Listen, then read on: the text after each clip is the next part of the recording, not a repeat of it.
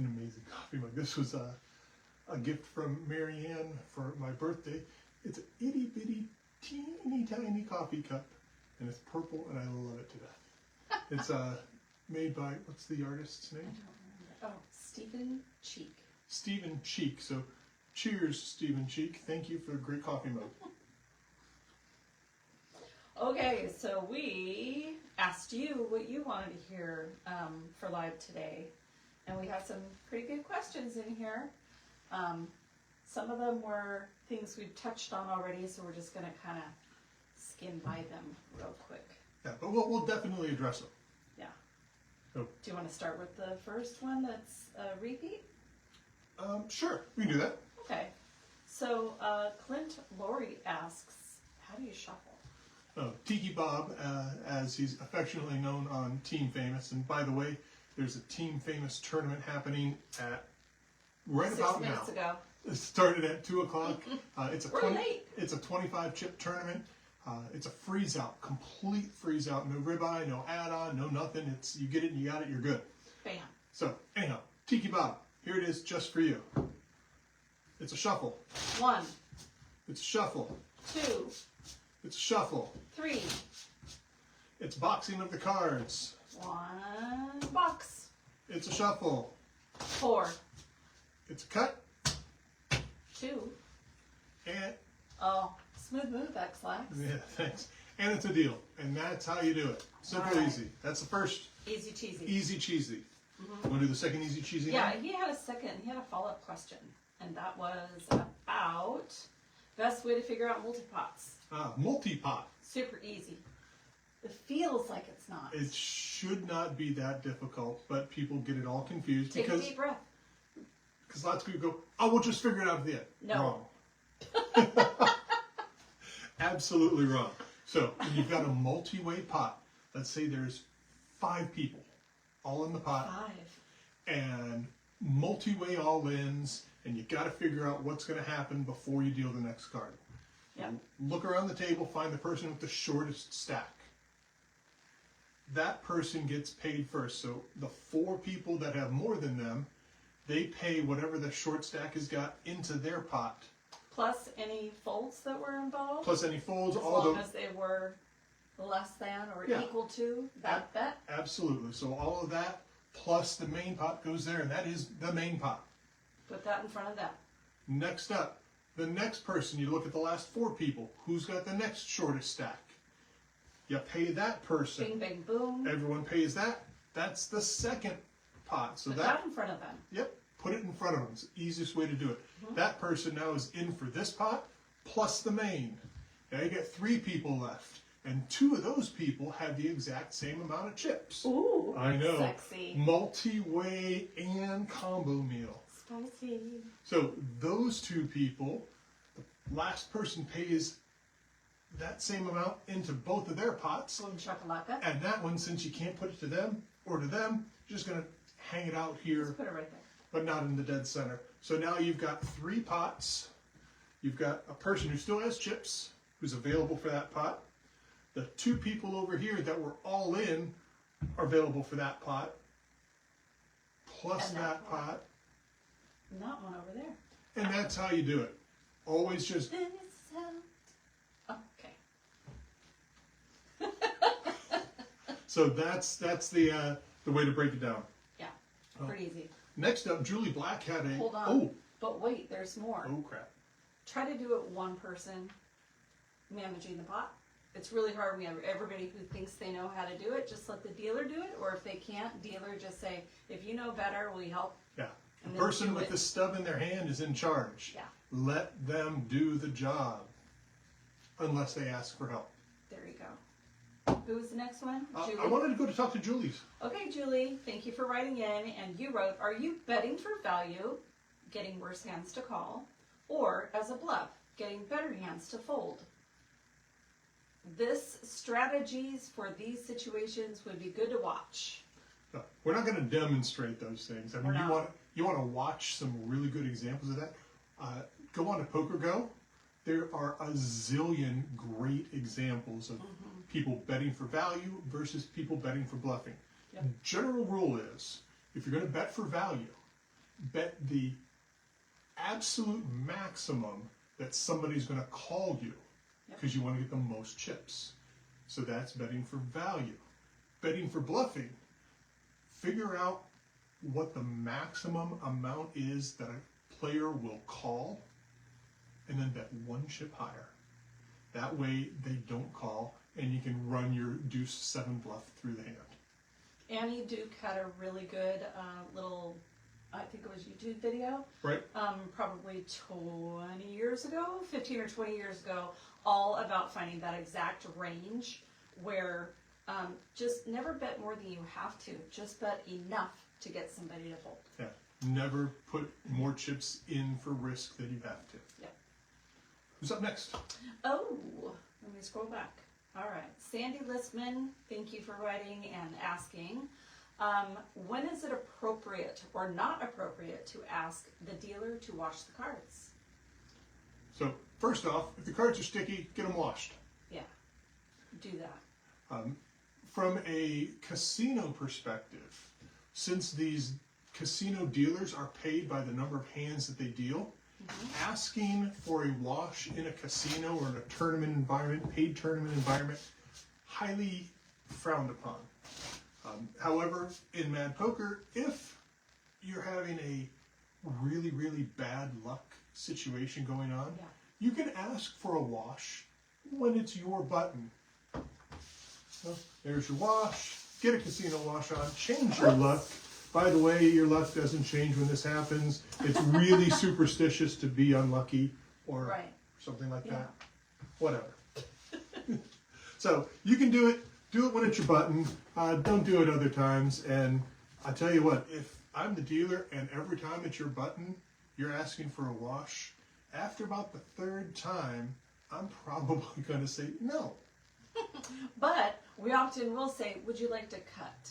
Yeah. And then that way you kind of feel like you have control over that hand. Put your stink on it by cutting Exactly. it. So there you go. Pow, pow. Sandy, thanks for the question. Thank you. Next we have an interesting one. This one's from Dave Helmick. He says, at some venues, they will not charge for a coffee or possibly even a soda. I don't take a green chip as a free drink, or because it's a free drink. I've heard others say that they give a tip, therefore they pay for the drink, and they should get a green chip. Does the tip qualify for a green chip? The tip does not qualify for a green chip. Nope. Period. Why? Because tipping is going to a player or to a person, and purchases are going to the venue. Right. And the green chips are being used to reward the venue and the player for supporting the venue. Why do we have green chips? We have green chips for two reasons.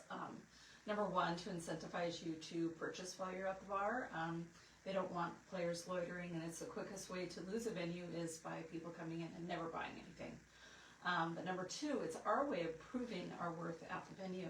So at the end of the day, you'll see that we count up all the green chips, and then we assign a value to each of those green chips based off the menu prices. Right. And then that way we can say, you know, oh, we well covered the fee plus X or whatever if they question. And the fun part is discovering when people are stealing from the bar. We've had a situation, actually two of them now, where the bar has come to us and said, there's no way that we can keep you on because you're not spending anything. But we were then able to roll back, look at the number of green chips that were earned at each one of those games, and provided that information to the bar, to the bar owner. The bar owner looked at their receipts during those times, in that period of time that we were there, and said, no, we didn't do that. You know, we only did $60. We didn't do the $700 that you said we did. They went back and looked at their register tape and the videos of it and saw that no sale button getting hit every time it happened to be a cash transaction. Yeah. So that's why the green chips are there. It's to prove our worth, to support, to thank you guys for supporting the venue, and to help the bar understand the value that Mad Poker brings and Mad Poker's players bring to their venues. Right. That's why it's extremely detrimental if you're over-chipped.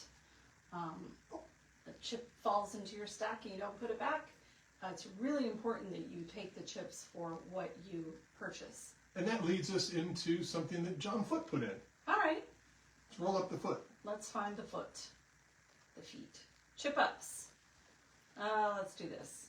Ordering separate appetizers and trying to get a full meal credit for each order. So that what he's saying is that an appetizer would be 1 chip.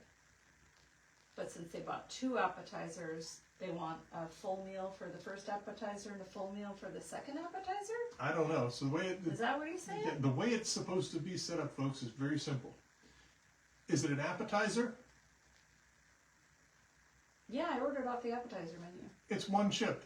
1 chip. But wait, I don't eat a whole bunch, so that appetizer is really my meal. I consider it my full meal. Still off the appetizer list, which means 1 chip. I ordered a hamburger with fries. A hamburger. A hamburger with fries. It's off of the dinner menu, and it costs $9.95. Sweet.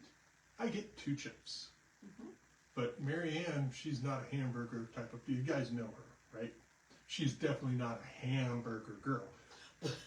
She is a steak type of girl. She's a ribeye. Okay, let's bring the ribeye. I'm bringing the ribeye. Medium rare. Medium rare with all the fixins, and that is a $40 meal. Oof. I got 2 chips for my burger. Guess how many chips she's getting? Can I have my 2 chips? She gets 2 chips for her steak because they're off of the same part of the menu. It's not the value of the meal or the drink. It's where it is on the menu board. Appetizers, get 1. Drinks. Dinners, get 2. Drinks, get 1. Desserts, get 1. But I'm a little bougie when I'm drinking, and sometimes I like to buy that. Gotta reach that way up here. Way up high for that top shelf drink. It's still just a drink. It's like a banh mi sandwich. It's just a sandwich. It's just, inside joke. This one we'll see if the one person that will get it actually saw this video. But anyhow, it's a drink. It's 1 chip. Period. End of discussion. Doesn't matter if it's down in the well or way up on the top shelf. It's still a drink. But David, what if I go up to the bar and I order a Snickers candy bar or a small bag of chips? So that gets us into a little bit of the gray area. 1 bag of chips doesn't qualify for the green chip. Now, buy 4 bags of chips. Give 2 to your friends and take 2 home. Maybe that we can. But folks, it's there for a reason. Don't abuse the situation. Do not try and game the situation. Follow your best judgment, and if you need better judgment, ask the director. Yeah. So on to more fun stuff. Okay, more fun stuff. From John Foot still. More feet. He wants to know about chip ups. If you text versus showing up 30 minutes early. Do it. So if you text in, there's a good reason for that. Number 1, you're letting the director know that you're coming so that they can put you on the chart. They can have you get blinded out while they wait for you if you arrive after game starts. But those who arrive 30 minutes early get 2 because we're encouraging you to come in and maybe eat before or have a beverage before. That's a great way to get your double hang bonus. Out. Yeah, get your double bonus, casually get your chip ups. It's not a rush. It makes life so much easier. Right, and you don't have to, when you get there, and when you get there early, you don't have to go in and find your seat and sit down in it. No, I mean, you can go and mark your seat, probably a cool thing, especially in the smaller venues, or the venues that are packed in and tight. You know, go in there and put your card marker down to reserve your seat. Yeah. You don't have to sit there, you go out and about and meander. Yeah. What else? Did Foot have anything else on his? No, that was it. But I like this one. So Davis Rain, he's one of our directors, and he has a question. It happened at a game this week. Let's read this one through completely. I'm going to. Ready?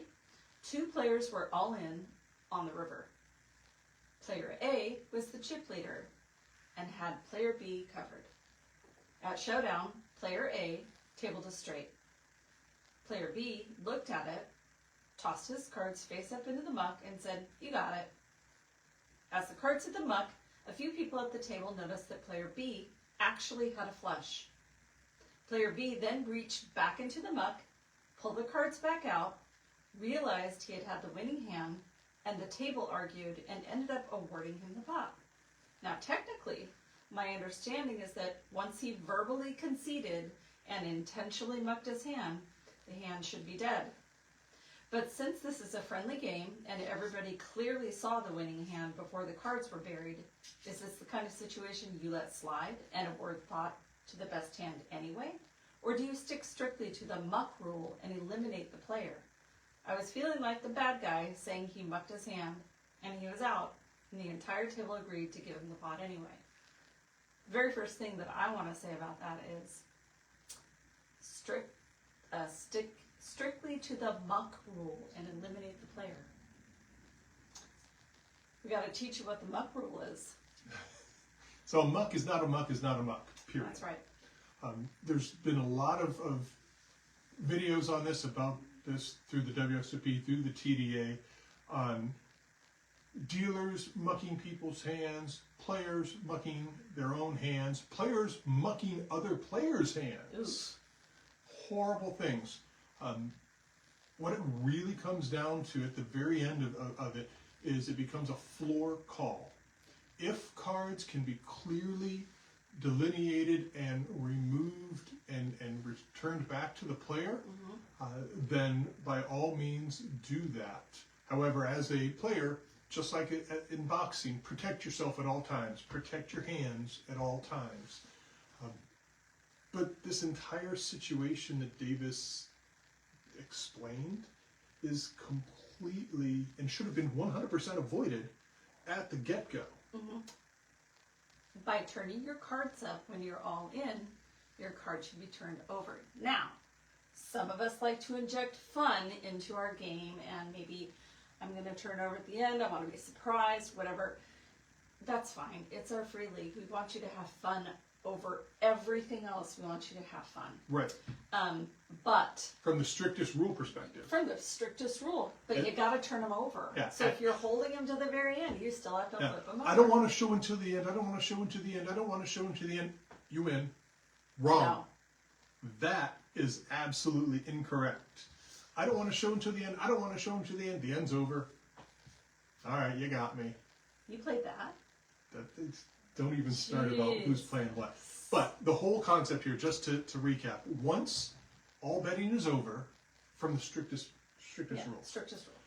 Once all betting is over, every legal live hand must be turned over, period. Yep. That will keep this situation that Davis just had this week from ever happening, because you can see who's got what cards where, and it's just going to happen. They're there, they're tabled, they're easily to be seen. It could have been awarded incorrectly, and then, oh, wait, pull that back. This one gets it. That's a totally something that happens. That's actually one we should probably talk about, what happens when you award the pot to the wrong people. That's a long one. Longer video than this one. Yeah. I do want to bring up a situation that came up on, I think it was Card Player video, about these players that were playing, and I believe the whole board had a flush on it. And there was a bet, and the guy didn't have whatever heart or something to make the flush.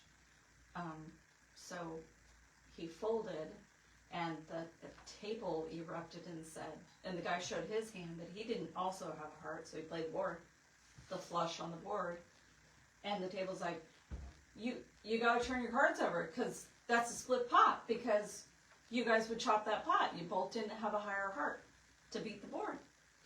And the guy ended up saying, no, I mucked my cards, I'm good, whatever.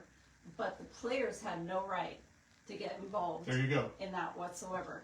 So don't let players influence your play while you're in the hand or even after the hand.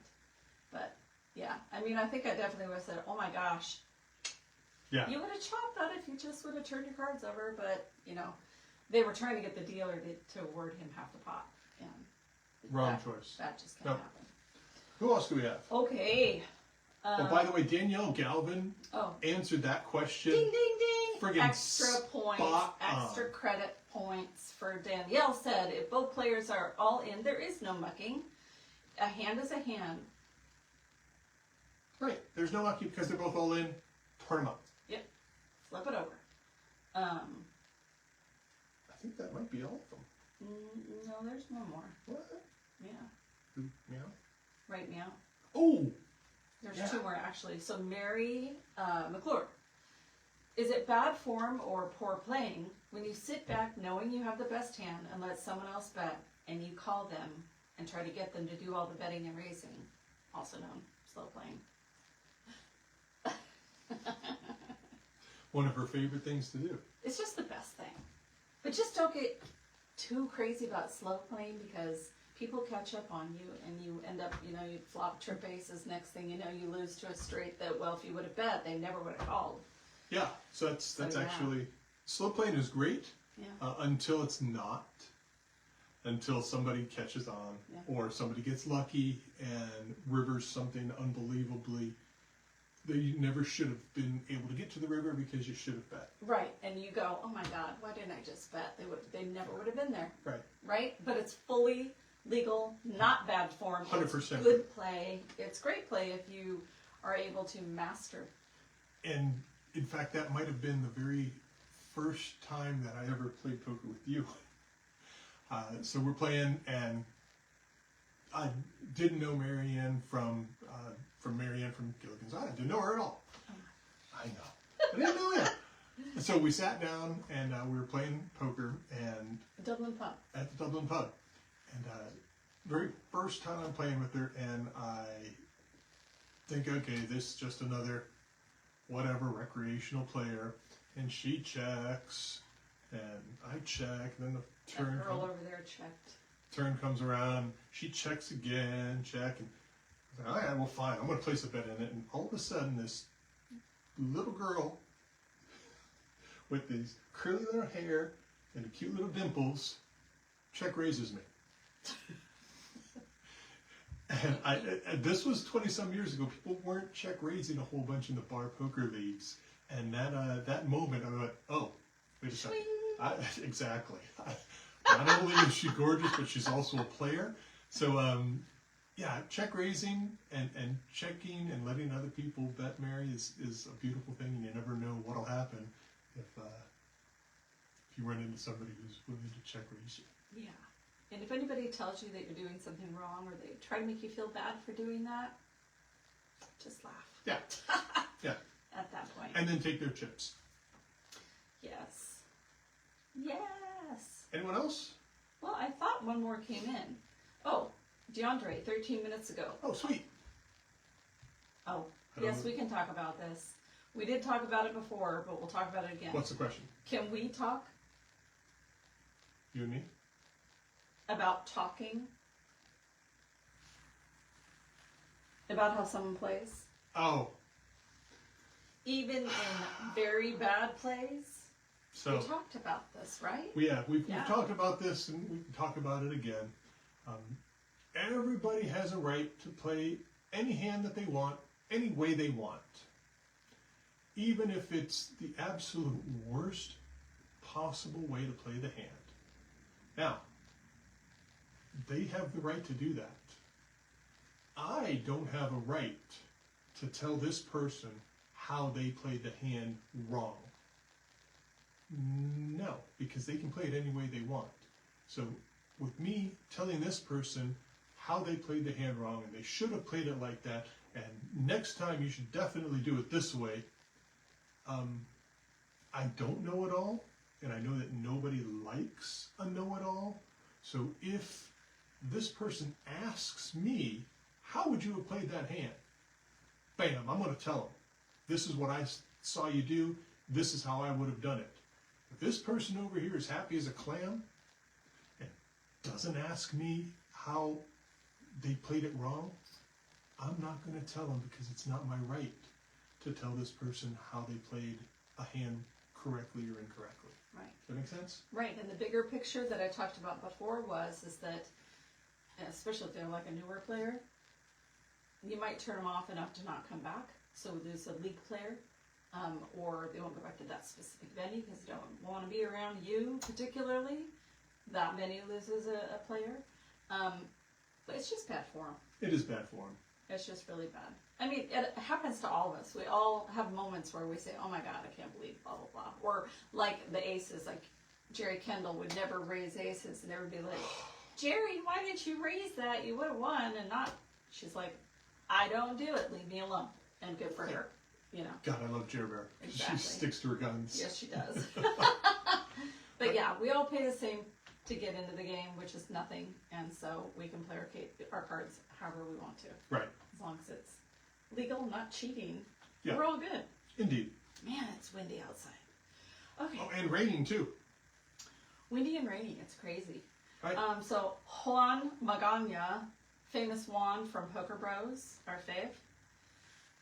You guys bragging on why you both are so awesome. What? I'm not. Okay. I'd love to hear you guys acknowledge what you guys have done for so many years and some great memories from day one. Sending mucho love, Mad Poker E TF for life. Team Famous for life. Thanks, Juan. Thanks, Juan. Gosh, I've been playing. We've known Juan for 20 plus years. Oh yeah. Goes back multiple leagues ago. I mean, we've got players that are younger than the relationship that we've got with Juan. We know what Team Famous means. Oh yeah. Yeah, we do, naughty boy. Anyhow, just want to thank everybody for being part of Mad Poker and being part of Team Famous for the past 10 plus years. On Poker Bros? Since COVID. Yeah, Poker Bros since COVID, and the Mad Poker for the past 10 years.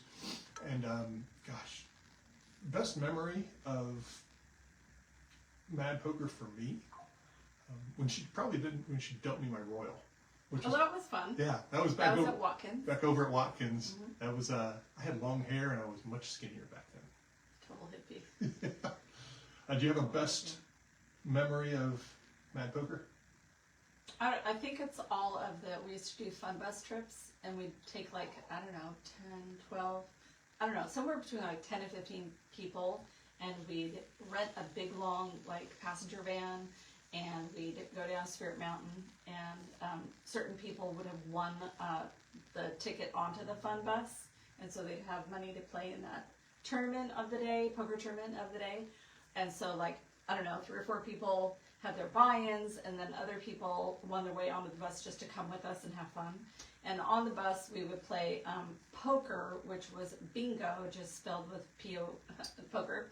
And we'd give out money for that, and people could go and play blackjack or whatever with that extra money.